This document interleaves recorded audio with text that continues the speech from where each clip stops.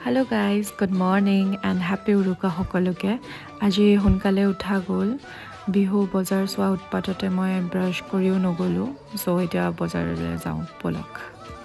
আজি এইটো চেনেলত প্ৰথমটো মিনি ব্লগ সো অলপ নাৰ্ভাসো লাগিছে বাট আই হোপ যাতে আপোনালোকে চাই ভাল পায় সো আজি বিহু বজাৰ কৰিবলৈ আমি গোটেই ফ্যামিলিটো ওলালো